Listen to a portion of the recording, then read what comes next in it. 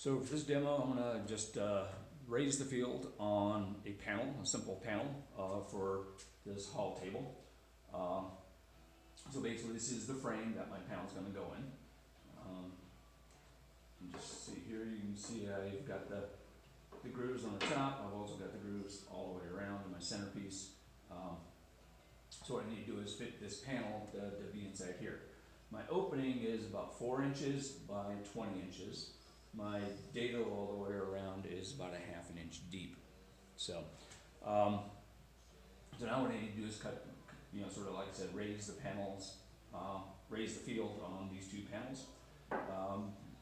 Just doesn't really matter for this particular thing, but my panels are exactly the same, cut from the same piece of wood as my drawer fronts. Not that anybody's ever going to really see that, but it's sort of, I sort of like doing that if at all possible. It sort of makes the grain consistent from the front to the back.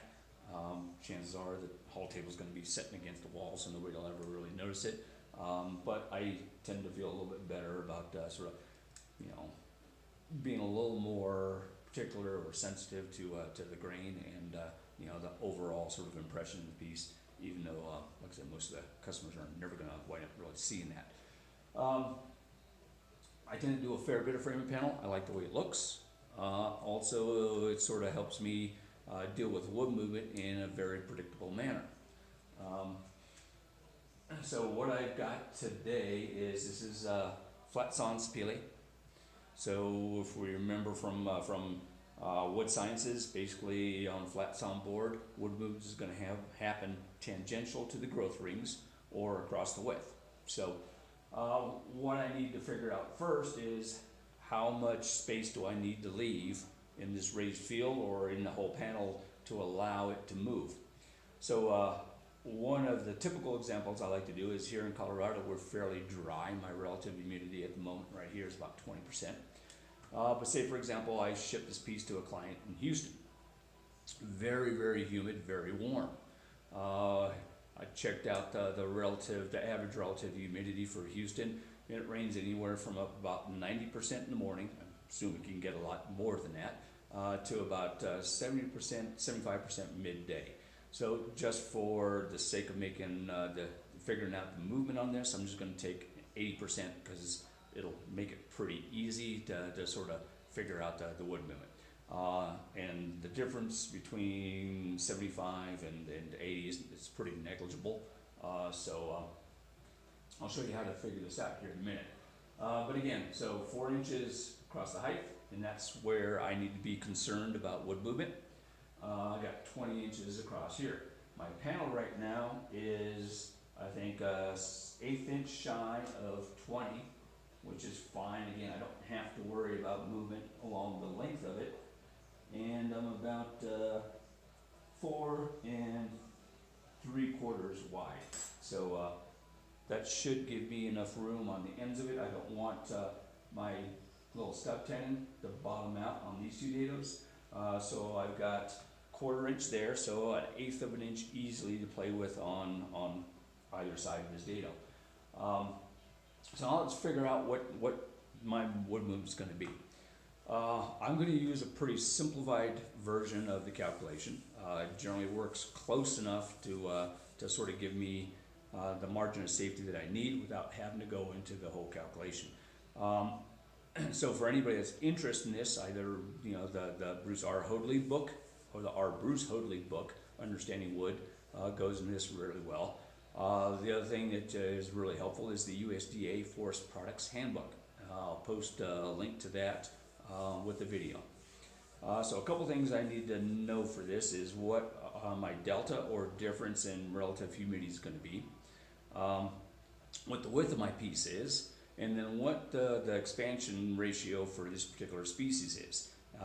And that last figure you can find on the USDA Forest Products Handbook. For sapele, flat sawn, or tangential to the grain, it's about 7.4%. Some woods like hard maple tend to be closer to 10%. Other woods tend to be a little bit lower than that. So 7.5 or 7.4 is pretty average for a lot of species.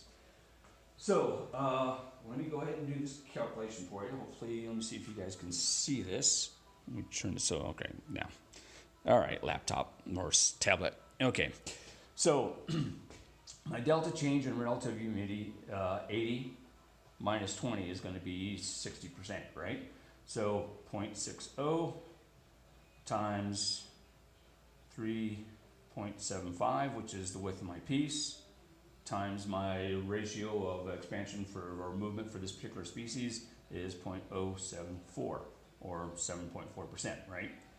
So that gives us 0.166. That's yeah, somewhere between a eighth and a 16th, or 3/16, sorry.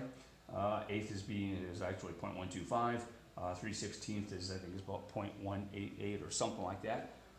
So let's just say, for the sake of making this easy, let's just call it, go to the high side and just call it 1/4 of an inch. Okay, that's a little bit high than I really need. But just to be safe, we'll wind up working on that. So that means if I fix this panel in the middle of this height, I need to allow for 1/8 of an inch for maximum expansion at the top, 1/8 of an inch for maximum expansion at the bottom. And as I said, my opening is 4 inches, and then I've got a 1/2 inch data on either side, so 5 inches is my maximum space that panel can move. And I already said I've got 4 3/4. Oops, did my calculation wrong. That's right, it's close enough. So that means I've got 1/4 of an inch of movement, which would be 1/8 of an inch on either side. That's probably fine. It's never going to probably move that much. If I were concerned about it, what I'd probably do is maybe take another 1/8 of an inch off, and that allows me a little bit more room. So I know my panel overall width is fine. So now I need to figure out how much I need to remove for the field in order for that to happen. And I've already done that, so I'm going to do a 1/2 inch on the top and bottom. And to keep that gap sort of consistent all the way around, I've done this calculation and figured this out already. I'm going to do about 5/8 remove on the side. So I'm going to have to change my setup on my table saw a couple of times in order to do this. So the width of the depth of my raised field, I've already figured out, so I've got a 1/4 inch gap here. My piece is a little over a 1/2 an inch wide. So I'm going to raise the field in this particular portion. This is going to be where the sort of that stub tenon all the way around my panel is going to be, that locks it into my frame. So done with the fun stuff. Let's go ahead and make some sawdust. So let me move the camera. Alrighty. So I think I've already got the height set for what I want to remove. So that's about right there. So I'm going to lower it just a little bit. No, I think it's fine. So the blade I've got on here is an alternating top bevel. So alternating top bevel blades, they typically make like sort of a bat's ear type thing. So I'll have a flat section with a couple of little points on it. I'd prefer not to have that point show into this. So what I'll do is I'll keep this a little bit lower than my maximum height that I need, and then I'll wind up doing the second cut, so I can sort of have that little tip sort of meet at the right spot. So for this particular setup, I'm going to run the board flat, and again I have to do 2 different setups for that. So let me figure out what my gap is here. So I'm about a 1/2 of an inch. And this is to outside of the blade. So I'll bring it just a little bit closer. Okay, I think that will look good. So now I'm just going to wind up doing this cut and that, this cut and that cut. I'll do that in both my panels. As you can see as well, when I cut these, I've got my witness marks.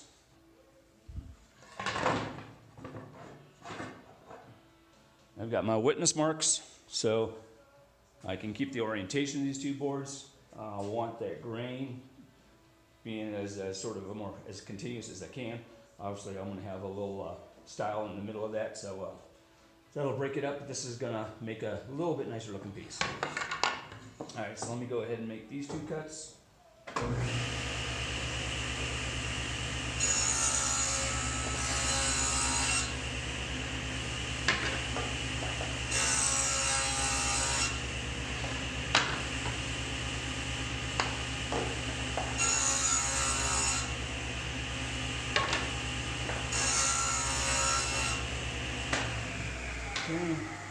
So here I've sort of defined the edges of my field on the top and bottom. Now I need to do that with the other side, with the end grain sides. And I think that cut is it's a little less than, it should be about 5/8. So again, I can set this at 1/2 inch. My blade's 1/8 of an inch wide. So just to double check, I want to make sure I get that 5/8. So bring it in just a little bit. Looks good. So, all right, let me make these 2 cuts.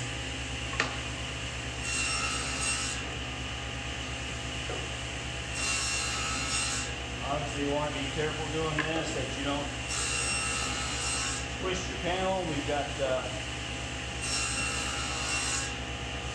short section along our fence, but a pretty wide section here. So there is a potential for this to pivot on us. You know, since that could potentially cause a little bit of kickback, you know, since I don't really have any sort of piece being trapped between here and there, it would probably be okay, but it's not going to give me the cut that I'm looking for. All right, so now we need to go ahead and remove the rest of this stub tenon. So I'm going to do the top and bottom cut first. And I'm going to try to get that tooth or the high arc of this blade right at the intersection. If I'm a little low, that's fine. I can take like a rabbet plane or shoulder plane, even a sort of router plane, and clean up that level step. So it's probably better to err on the side of leaving a little more material there than taking too much off. Okay. So now I have a choice. I can either remove this piece with the part I want to keep between the blade and the fence.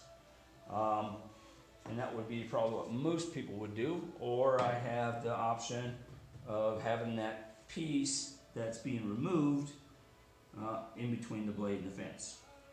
Now, that's going to leave that piece sort of dangling there, and what'll happen is it'll eventually spit it out. Typically when we use a table saw or do a table saw operation, the piece we want to keep is between the blade and the fence. So this would be a little contrary to that. So the question is like what is a better operation? So if we think about this, if I'm doing it with my stub tenon between the blade and the fence, if I happen to come off the fence a little bit, I'm removing part of that tenon that I want to keep. If I do it the other way around, then if I come off the fence, all I'm doing is cutting into stuff that I just want to remove anyhow. So I'm going to do it this way around because I feel it's a little bit safer operation. If I happen to mess up, I can repeat the cut. Okay, so let me go ahead and do this.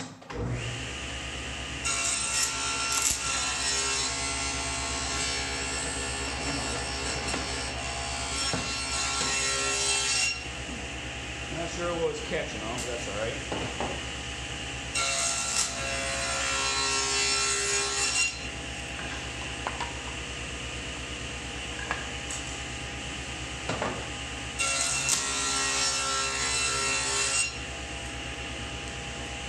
Bumping on my riding knife for whatever reason. I'll have to look at that a little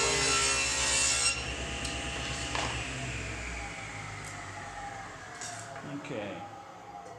So I do have a little bit of extra material there. It's not particularly consistent. Let me do it on this one again. I don't have it on the first one.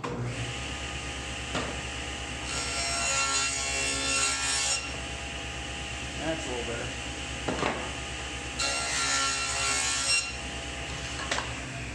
Okay. So now what I need to do is just, so I've got these two parts done. I just need to remove these two sections. And that means I have to raise my blade just a little bit. The fence will stay where it is.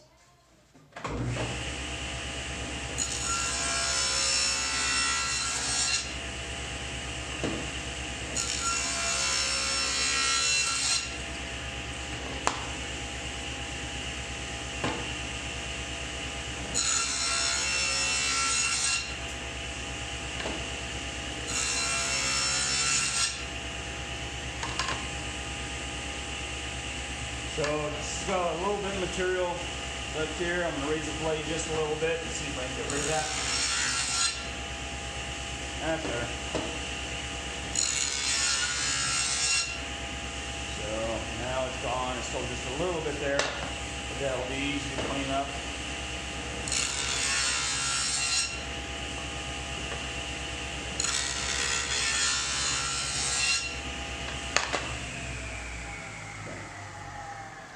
So I've got some high points. It's not a particularly, it's not a perfect cut, but this is where hand tools are going to allow me to sort of dial this fit in.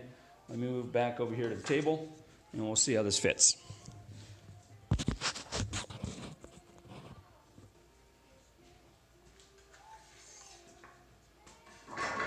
So again, my witness marks tell me where this piece is supposed to go. So this is my right hand panel.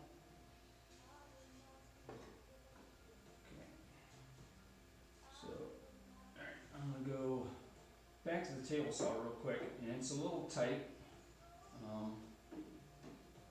Remove a little bit more of that material real quick just by making it a couple pieces.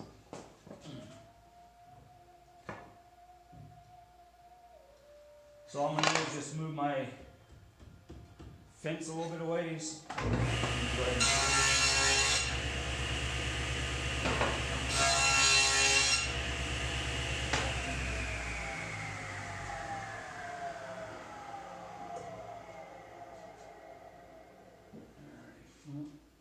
Still tight, but I think I'm going to leave it at that point. So what I'm going to do now is just go ahead and use some hand tools, clean up this step 10 all the way around. One other thing I like to do with these is to round over the corner just a little bit. You know, those typically with Greene Greene furniture, they don't have a whole lot of sharp corners or points, so rounding these corners off is a little more in keeping with the aesthetic of Greene Greene furniture. I'm going to pause the camera for now. I'll clean this up. When I've got it done, I'll turn it back on and you can see what it looks like. All right, change my mind. So I've got one of the panels here. I'm going to show you how to clean this up a little bit. I've got clamped my mocks on, so my little Lee Nielsen shoulder plane. And it makes quick work of that part. Now I do have some burn marks left on here, so I'm just going to take a card scraper and clean that up.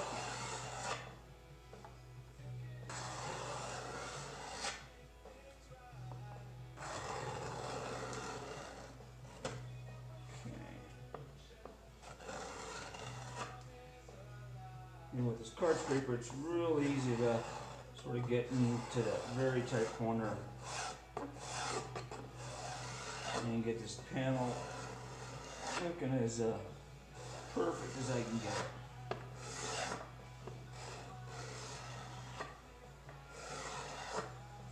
Okay, so that's looking pretty good on that end. So I've got that cleaned up. Got some burn marks here, so let me take care of that real quick. And I'm just going to use the card scraper again. So I'll do it, whoops, so you guys can see what I'm working on. Okay. You can see I'm getting nice shavings with the card scraper, so it's nice and sharp for me. That burr's cutting well. Okay, so hopefully you can see this. So got that burn marks off pretty quickly. So I'll do the same here on the ends. What I'm going to do as well is take my small block plane and I'm just going to slowly relieve those edges. And I'm going to relieve the edge on my stub 10 and 2. It just makes it a little bit easier to feed it into that frame. And again, as I mentioned, I don't want to have sharp edges on this frame. That's not consistent with Greene Greene style. So what I'll do is it won't be a true round over, but I'll wind up changing my angle on my block plane to sort of creating enough facets on there so it'll look like a round over, although it won't be a true radius. So hopefully you can see that. So now I've got a rounder over on that edge.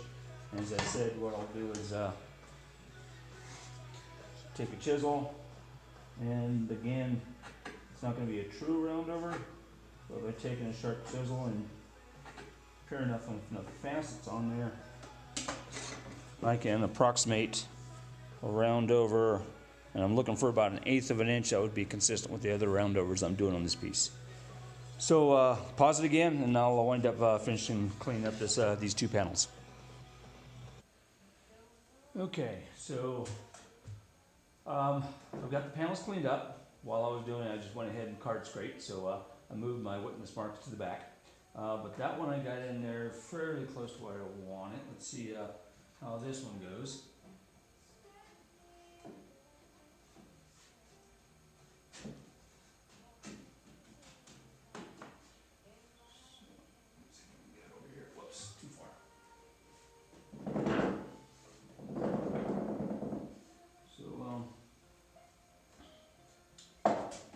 Years ago when I did this, I used to use space balls. Let's see if I can't find them. I think I still have some floating around here somewhere. Come on.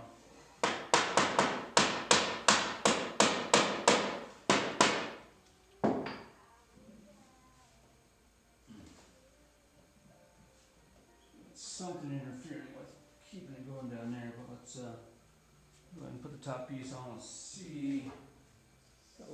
May have a little bit of tweaking to do with this, but hopefully this will.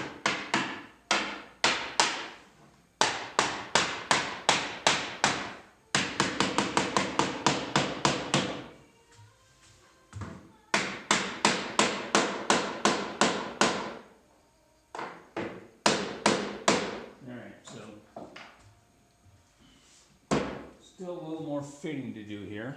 So I'm guessing my tongue is a little bit too wide here, or I'll check the dado as well, see how that goes. Once I get it all together, I'll take another pic or turn on the camera again and show you how it looks. But let me go ahead and pause it now.